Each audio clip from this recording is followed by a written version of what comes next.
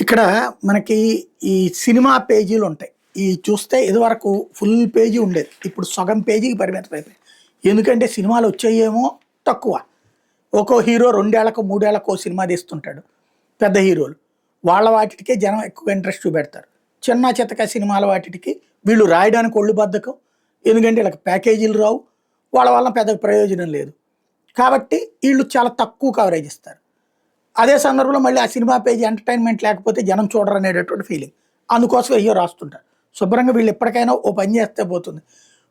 సినిమాలు బోల్డ్ వస్తున్నాయి. కాకపోతే థియేటర్లోకి రావట్లేదు. ఎందుకంటే ఆ థియేటర్ రెంట్లు, ఆ వ్యవహారం, ఆ షేరింగ్, ఈ గోళాల మూలంగా. అదే సందర్భంలో జనాలు థియేటర్కి వెళ్ళి చూడడం మానేశారు. అక్కడ ఖర్చులు దోల తీరిపోతున్నటువంటి నేపథ్యంలో ఓటీటీలకే ఎక్కువ ప్రయారిటీ ఇస్తున్నారు. ఓటీటీలో బోల్డ్ సినిమాలు వస్తున్నాయి.